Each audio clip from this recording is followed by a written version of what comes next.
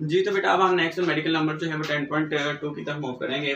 तो सबसे पहले बेटा ये सारी स्टेटमेंट को समझते हैं और समझने के बाद इस मेडिकल के जो है सॉल्यूशंस की तरफ मूव करते हैं। तो स्टेटमेंट में हमें क्या कहा जा रहा है, कहते हैं जी pendulum of length 0.99 metre is taken on the moon by an astronaut. कहते हैं एक खलाबाज है, वो जमीन से खला में गया है और खला में गया है तो किसको साथ लेके गया, पेंडुलम को, और वहां पर जाकर जो है वो पेंडुलम की लेंथ को मेजर किया है। तो उसकी जो लेंथ है वो कितनी है, 0.99 मीटर। ठीक है, फिर नेक्स्ट है the time period of the pendulum is 4.9 second. अब उसने क्या किया है कि जब वो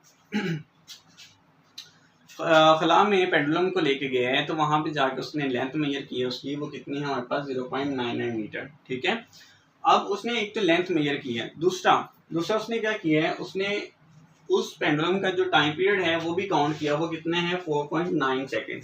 अब ये एक वाइब्रेशन का है, वो 2 वाइब्रेशंस का है, 3 का है, 4 का है, ये हमें नहीं कहा गया। जस्ट उसने क्या किया है कि एक पेंडुलम है उसकी लेंथ मेजर की है और लेंथ मेजर करने के साथ साथ उसका जो टाइम पीरियड है वो काउंट किया उसने, यानी कि दोनों चीजें हमें गिवन है यहाँ पर। ठीक है, तो यहाँ पे कह रही what is the value of g on the surface of the moon, यानी कि चांद की सतह के ऊपर जो जे की वैल्यू है वो क्या होगी, ये हमने फाइंड आउट करना है।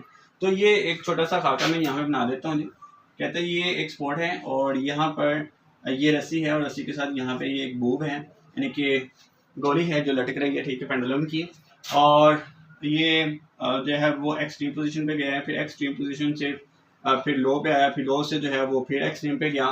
ठीक है, तो इस तरह से जो है वो वाइब्रेट तो हो रहा है। अब पता नहीं कितनी वाइब्रेशन हुई है, कितनी वाइब्रेशंस का हमें जो है वो टाइम पीरियड गिवन है वो कितना है 4.9 सेकेंड, और इस पेंडुलम की जो लेंथ है एल वो कितनी है हमारे पास 0.99 मीटर। ठीक है, तो कहते हैं कि अगर लेंथ जो है वो हमारे पास इतनी हो और टाइम पीरियड उसका इतना हो तो फिर आप ये बताएं कि वहां पर जो चांद पर जो जी की वैल्यू है वो कितनी होगी, ये हमने बताना है। ठीक है जी, सिंपल है।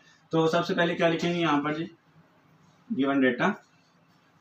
तो बेटे गिवन डेटा में हमारे पास सबसे पहली वैल्यू क्या है जी, वो है जी लेंथ, और वो लेंथ कितनी है हमारे पास, वो है जी 0.99 मीटर।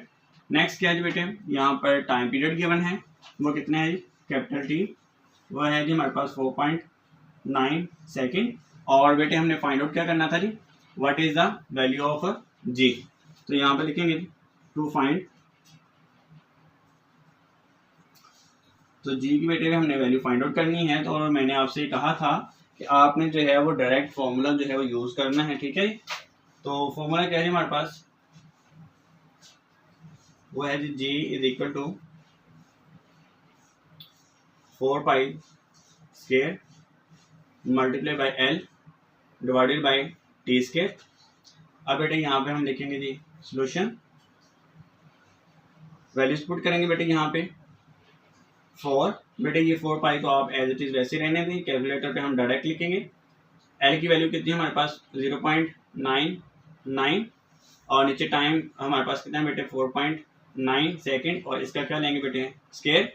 बेटे अब कैलकुलेटर पे आपने क्या लिखना है, सबसे पहले 4, फिर लिखना है पाई को लिखने का जो मेथड है कैलकुलेटर पे वो क्या है कि आप लिखेंगे वहाँ पे सबसे पहले यानी कि जो बटन प्रेस करेंगे वो शिफ्ट प्लस ई एक्स पी, ये बटन प्रेस करेंगे। ठीक है, और प्रेस करने के बाद ठीक है पाई का जो साइन आ जाएगा और फिर आपने जो है वो स्क्वायर लेना होगा। ठीक है, स्क्वायर लेने के बाद आपने मल्टीप्लाई करवाना है 0.99 से, उसके बाद तकसीम का बटन दबाना है, फिर ये वैल्यू लिखनी है और उसका स्केल ले लेना है। तो आपके पास जो आंसर है वो आ जाएगा 1.67।